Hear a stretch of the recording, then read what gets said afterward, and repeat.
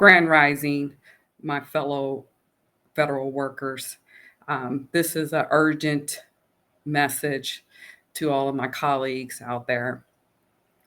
It's meant to be words of encouragement for those of you who are confused, feeling anxiety, um, or whatever the case may be during these uncertain times.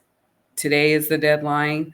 If you haven't already accepted the fork in the road memorandum, early resignation, and for some of you, it wasn't even a choice. Those of you who have less than a year of federal service, from my understanding, many have already received their termination letters. And those of you who are past that time frame, you're no longer on probation. You've been getting the memorandums just as I have in my office. And so I wanted to go over some things and provide you guys with other options and avenues as we navigate through these times. Okay, so as you all know that if you are at least 50 years of age and you have at least 20 years of service, you can resign and retire. But what is not clear, they say that you would be eligible for VERA, which is the early retirement um, lump sum, which, from my understanding, according to OPM's website, that equates to up to $25,000, I believe, in addition to the 8 months of basically severance pay. The question still remains, or questions still remain, is how much of your pension would you be entitled to? Because we know that traditionally the minimum retirement age for federal service employees is 57. And you have to have at least 10 years of service. So if you're 53 or anything under 57, but you have more than 10 years of, or you got at least the 20 years of service per the fork in the road memorandum, what would your pension look like? That still has not been answered. And so I know that is a concern for many people who fall into that boat. In addition to that, we all know that you would not qualify for Social Security yet because the minimum age to obtain Social Security is 62 and a half, I think, or something like that. And so you wouldn't qualify to tap into that. Also, if you have been contributing to your TSP, which I don't know why you wouldn't have, because you're leaving free money on the table because of the match, right? So the age requirement to start withdrawing from your TSP, which is basically our version of a 401k or a IRA, individual retirement account, right? The minimum age for that is 59 and a half. So if you're under 59 and a half, you're not going to be able to collect Social Security, nor will you be able to tap into your IRA without facing severe penalties, So the only income that you would have is your pension. And we don't know how much of that you would be entitled to. Because even if you go on to your EOP, your employee personnel page, I don't think it even tells you or provides you any type of calculation based upon these new parameters under President Trump's executive order. Nor has the fork in the road memo updates from OPM addressed this concern. In addition to all of that, what would your medical deduction or cost be? So there's still a lot of unanswered questions. And from what I've seen so far, they're not making any exceptions or extensions on this deadline, which is today, the February the 6th. Or I shouldn't say today because you may not see this video for several days or whatever. But the deadline we all know is February 6th. Okay. So, with that, all that being said, I put together a free guide that will help you navigate coming up with alternative plans. And also, let me add the fact that um, even if you decide that you're not going to do the early resignation, there's still a real possibility that we are going to get furloughed next month because the continuing resolution for funding, it was only extended to, I believe, March 15th. But don't hold me to that exact date. But I know it's next month in March. And if Congress does not come to a agreement, then that means that we're going to be furloughed. How long we will be furloughed is anybody's guess, right? So during the last Trump administration, I wasn't with the federal government at that time. I was in the hiring process. And so for those of you who you guys were furloughed for, I think it was 45 days. Okay. So we could end up getting furloughed next month and it could be longer than 45 days, or it could be shorter than 45 days. We really don't know. Right. And then on top of that, according to the memo, a fork in the road, in addition to the basically highly encouraged, I'll say, resignation that they're trying to obtain, you're not still not out of the water because of the potential possibility of being furloughed.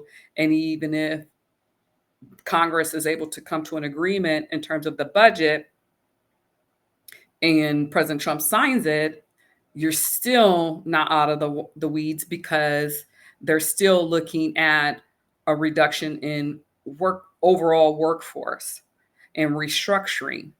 So you could get hit with a RIF, I guess that's what it's called.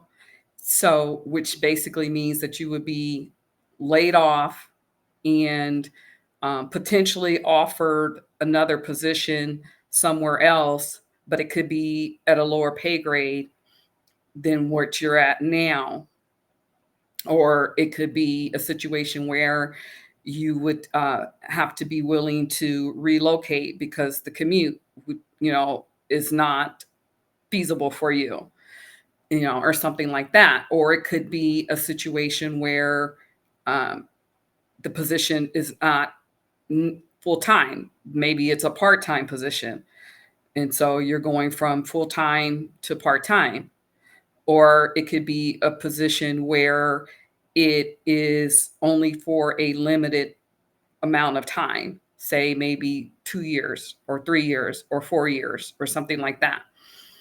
And so during that time, you would need to be looking for a permanent position. Okay. So, with all that being said, I've always believed in the motto of never having all of your eggs in one basket. And what I mean by that is always having some sort of income producing um, hustle on the side, some sort of side hustle that you're making money from or receiving income from in addition to your job.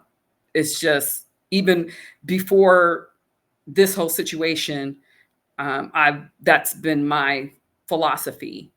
And so I just want to go over a few things to give you guys some ideas on what you can do now if you are not haven't been doing this already. So if you've been doing all these things already that I'm going to dive into, then that's fine. Then this video probably isn't for you, and the guide isn't probably for you.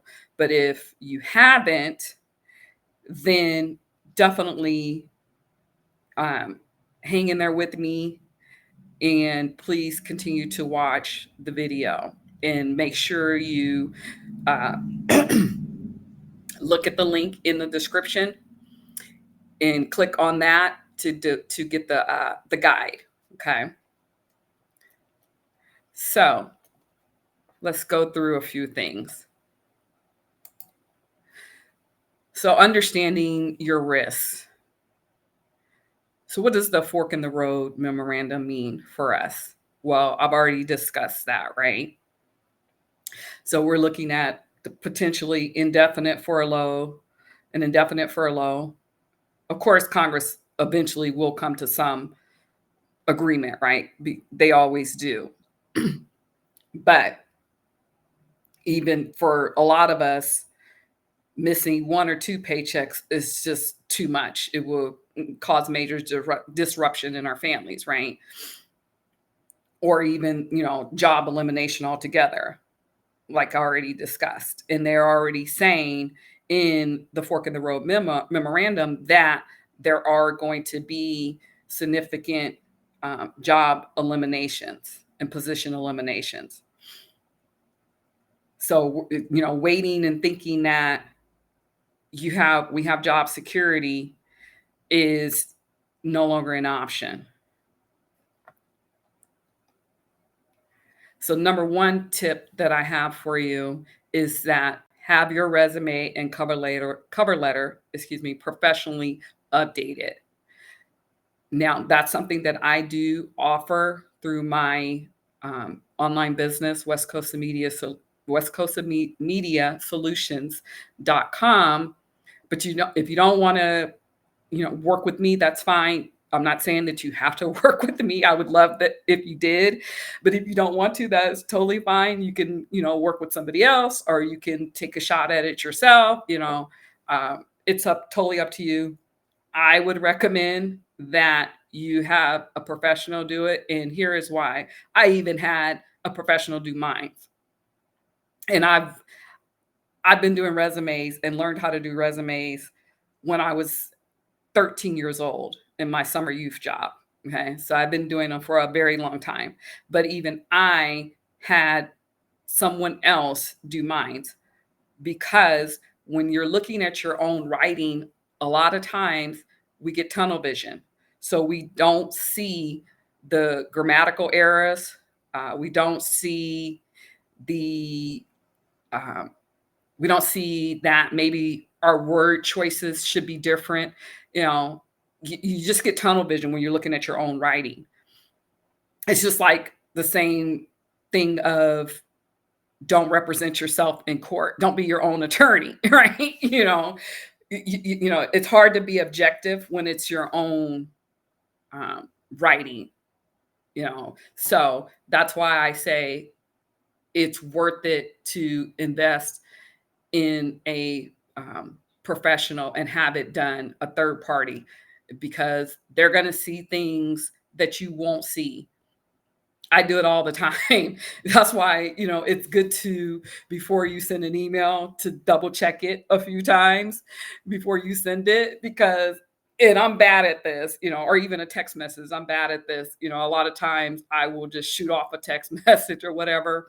And you know how texting, it auto corrects, especially the iPhone, it auto corrects, but sometimes it doesn't. And so it's like the person getting the text message, they're like, what the heck are you trying to say? And so the same thing when it comes to an email, the same thing when it comes to your resume and cover letter.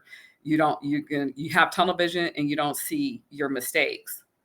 Okay, so that's my first tip for you. My second tip is that if you haven't been doing this, this is the time to start doing it today. Start assessing your current financial situation. cutting out and eliminating unnecessary expenses, creating a budget buffer, and start to build an emergency fund in preparation for potential income, um, even if it's temporary loss, because you don't want to wait until the very last minute until you're actually have been furloughed or have been, terminated to start to look at these things. The pressure and the stress is already high now with just all of the talk, right? So it will be even worse if you wait to start doing these things. So if you start doing them now, then it won't it's still going to be stressful, but it won't feel as stressful. Okay. The next tip that I have for you is, if you haven't already, start creating multiple streams of income. There are a multitude of offline businesses. If you're not, into the internet or social media and stuff like that, there are a ton of offline businesses opportunities that you can do outside of your current employment with the government.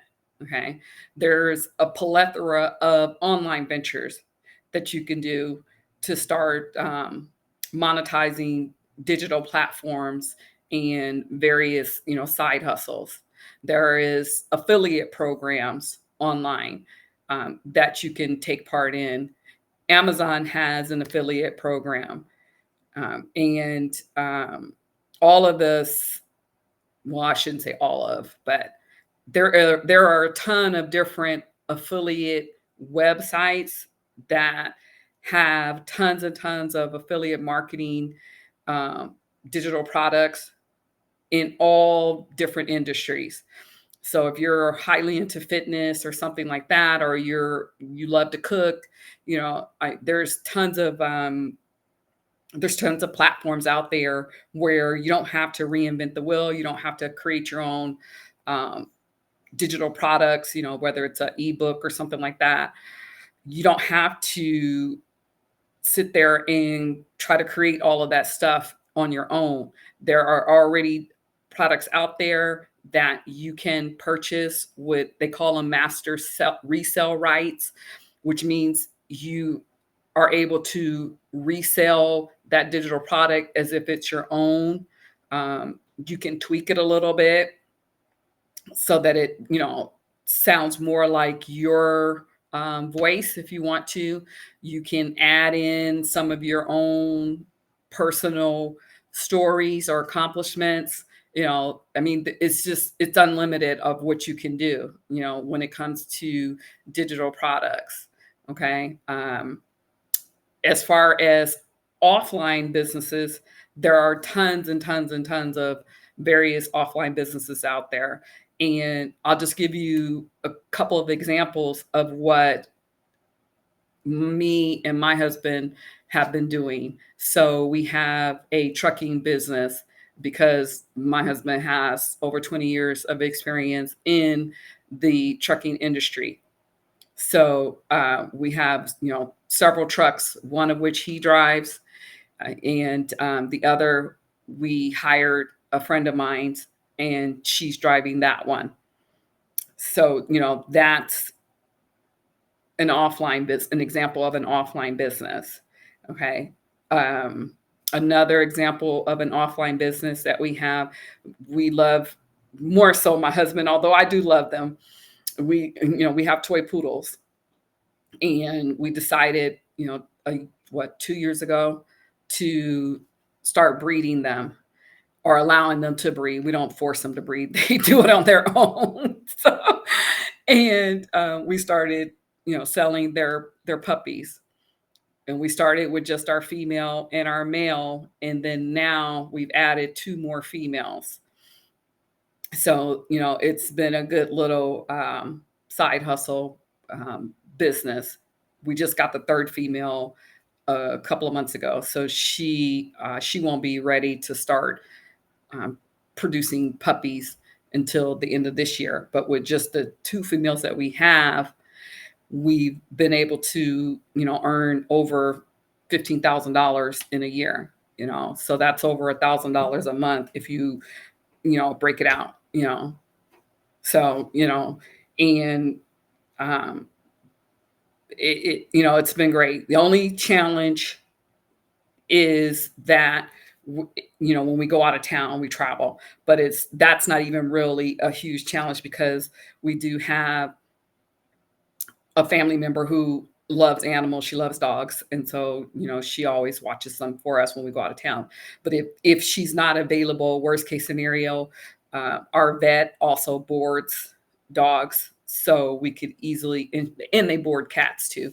But we could easily, if my family member wasn't available, we could easily take them over to our vet. We don't have to have an appointment or anything like that. We can just drop them off.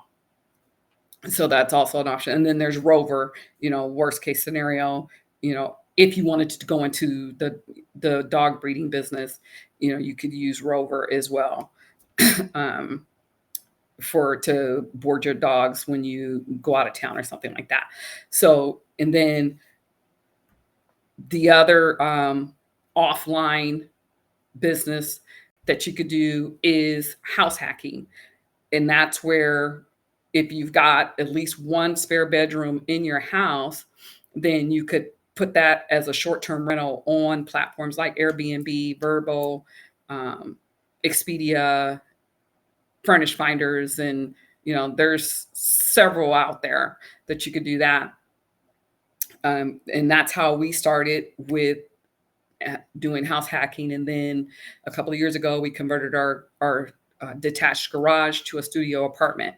And so we've had it on Airbnb and the other platforms. And then we've also taken it off and rented it as a midterm rental to traveling nurses and stuff like that. And then right now it's long-term with our driver. So, we're renting it to our driver, and on a long-term basis is fully furnished and all that stuff.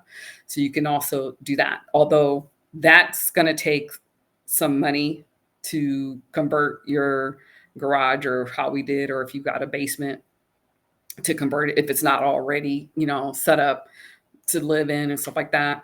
But if it's already set up and all of that, then it's virtually no money. Or if you just do a spare room in your house, then it's virtually no cost to you. And just doing that with a room or two in your house, depending on where you live. I'm in a small town. I mean, small to me, coming from after living in Las Vegas for 11 years. But my town it's less than 50,000 population. Is more so a retirement town. Not a whole lot going on. And even with all of that, we've been able to make, when we were just doing the spare room, uh, like over $5,000 in a year. So, that's not a huge ton of money, but hey, that's enough to what is that, about $500 a month? That's enough to cover a bill, right? Or a couple of bills, depending on what your bills are, you know. So it's just thinking outside the box. That's what you have to start doing, is thinking outside of the box, right? And then another passive income, it would be investing in dividend paying stocks and EFT funds outside of your TSP, because we don't really have a huge selection with our TSP, right? So if you can start up with, and I'll have the links in the description to M1 and Robinhood. With Robinhood, they actually match. I think it's either 2 or 3% match. So that's free money, right? That you can do. And then the dividend paying stocks and EFTs. I've got some money invested in some EFTs that, and it's not a ton of money either. It depends on your risk level. If you're willing to take a little bit more risk, there's some funds out there that would just maybe I think around $4,000, is paying over $100 a month because it's a monthly dividend paying investment. It's paying us over $100 a month in dividends in just this one EFT, right? So, there's all kinds of ways to create multiple streams of income, but I would highly implore you to start doing some of these things today, today, because if you do have to take a cut in income because you get a RIF and you have to take a job pay, that's a pay grade less than what you're used to, what you're at now, then you're going to need to be able to have some other way to make up that shortfall, because you're only going to be able to cut so much in terms of expenses, to where it becomes unbearable, right? So once you've looked at your budget and you've seen that you've cut all the fat, you trimmed all the fat, then now you got to look at ways to make more money, because you only can work so many hours in a day, right? You got to be able to sleep at some point. And the best thing is to start setting up income streams where you don't physically have to be there or do the work. Okay. And then, so how can you leverage your federal benefits while working towards financial independence? Well, one of the things, and I know like a lot of people in my state, they didn't even know anything about it, and that is the health savings plan. So a lot of folks where I'm at, they typically only focus on the federal savings account. With the federal savings account, you have to use any money that you have going into there. You have to use it all at the end of each year, or otherwise you lose it. Well, the HSA, health savings plan, you can let it build up, and you can actually direct it to invest in various mutual funds and EFTs. Okay. But you would have needed to select during open enrollment in December a high deductible plan. So if you did select a high deductible plan, but you didn't sign up for an HSA, you could sign up for the HSA at any time. And I would highly implore you to sign up for the an HSA account, if you did select the high deductible plan. And many of the plans actually give you so much money a year into your HSA plan. Okay. So if you're a family, then in some of the plans out there, they give you, I think, $2,400. Like mine's gives me $2,400. I have the Aetna high deductible plan. And of course, this is if you really don't have any health issues. You don't really have to go to the doctor, because if you do and you're on expensive medication, then a high deductible health plan is not for you, because you're going to get bills for when you have to have blood work and stuff like that done, and it doesn't cover all of the medication costs and stuff like that. So you have to be able to pay the difference.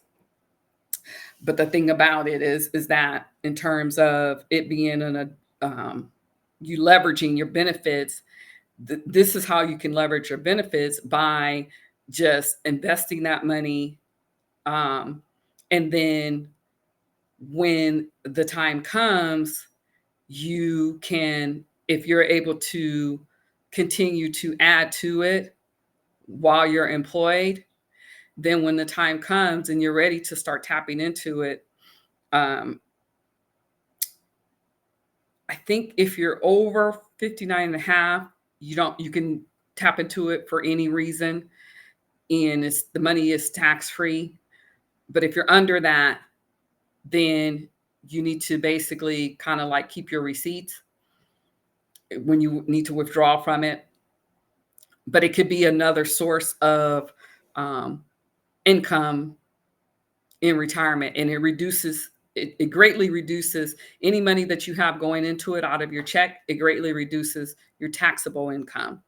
So you save big time on taxes. Okay.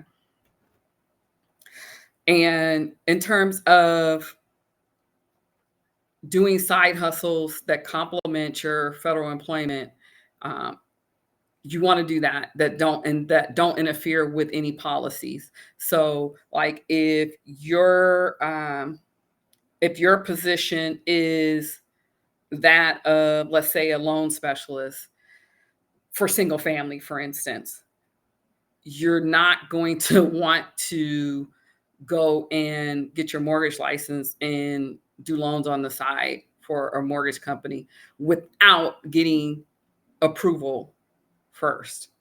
And they may or may not give it to you, because that they look at that as a conflict, right? But let's say you are a loan specialist and you've really understood credit, then you could do a side hustle of either working for a credit counseling agency or starting your own thing where you create an ebook or you obtain an ebook from an affiliate program that's dealing with credit and finance, and you could start promoting that. Okay. And it's not going to be a ton of money, right, initially, but it can add up over time, right? Or maybe getting your real estate license and, um, you know, selling a couple of houses every month or something like that. That's something you can do. I know someone, she's retired now, but she actually um, got her real estate broker's license and she sold, real estate, on the side. So, that that didn't interfere with her position, and it actually complemented her position actually. So, that's also something else that, another side hustle that you could look into. But you definitely have to prepare for unexpected expenses, and any financial setbacks, such as forced termination or a downgrade, in your compensation through a RIF or furlough. Okay, and so um, you got to put together an action plan. You know, you've got to prepare now if you haven't started already, or if you haven't been preparing. You must prepare now, because things are going to get a little bit more shakier before they level out, is my opinion. Okay. And eventually, if you stick at it and you stay committed, once you do have your multiple income streams set up, they can eventually replace your salary if that's what you so desire um, to do. I would highly suggest that if you don't really have any lines of credit or credit cards with high limits, I would highly suggest that you start inquiring about that now. It's better to have them access to them and not need them than to need them and not have access to them. Because when the time comes and you are one of those unlucky ones who is forced out or terminated or furloughed, or you have to take a cut in pay or whatever, and then now you really need, a line of credit, the chances of you being able to get approved becomes that much more challenging. Okay. And for those of you who aren't aware, I'm not Credit One, although they are, good for people that don't have the best credit scores or whatever. So, but what I was going to say is that Capital One, Capital One Union Plus, it has a Union Plus card. Okay, so you can get you can apply for Capital One Union Plus card, and the reason why I suggesting it is because it comes with a lot of perks.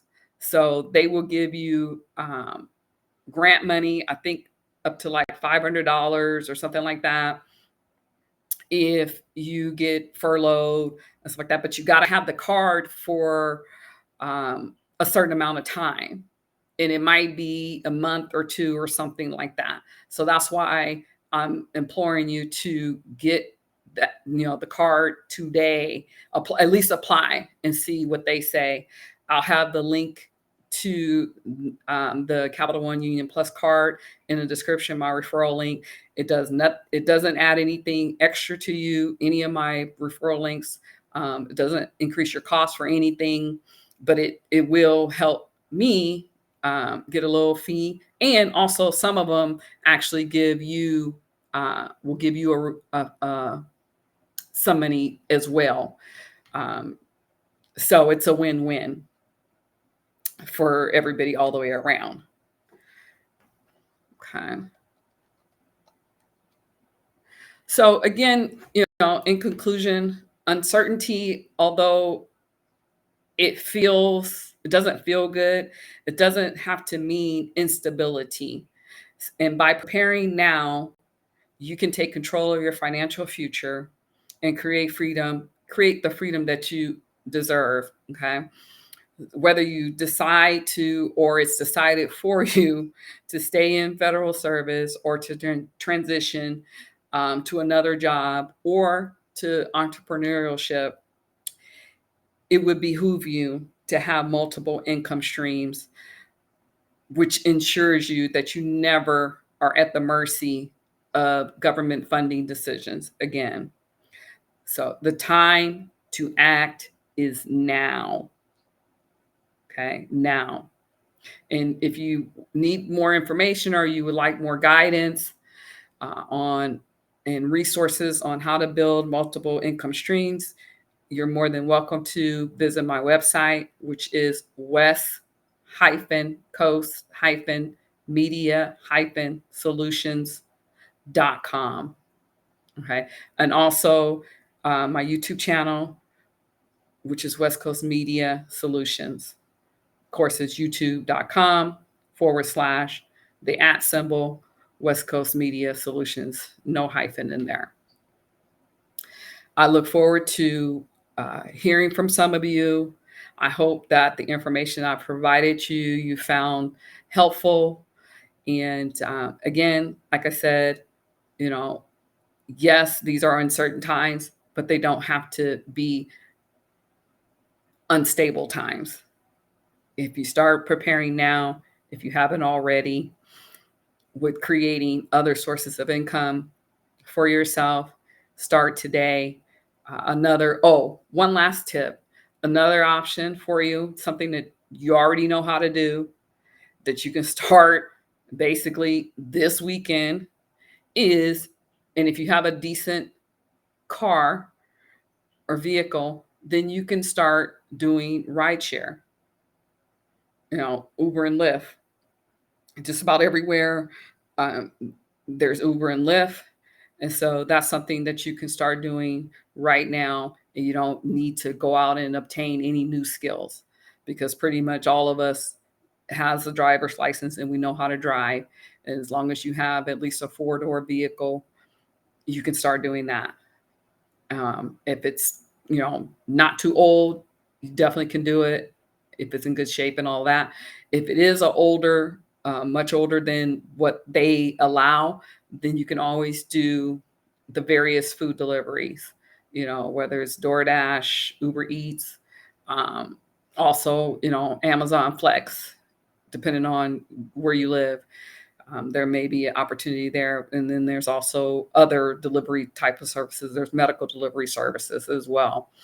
If you have a truck, that opens up a whole other realm of opportunities. They have all kinds of delivery services. If you have just a pickup truck, I'm not even talking about an 18-wheeler like what we have with our trucking business. Just even a regular old pickup truck. Um, there's opportunities there. So there. I mean, there's just so many different ways, you know, that you can create additional income streams for yourself. Um, but again, like I said, if you found this helpful, please, forward this video to your friends and colleagues. And I wish everyone well, and we will, get through all of this. As they say, this too shall pass. I know it seems, chaotic and crazy right now, but if you believe in a higher power, then you know that that higher power is in control in spite of all of the chaos. The higher power is in control. And so I'm going to go ahead and sign off. I didn't intend for this video to be this long, but I wanted to make sure that it was as helpful and insightful as it can be. All right. Take care, and I'll see you guys soon.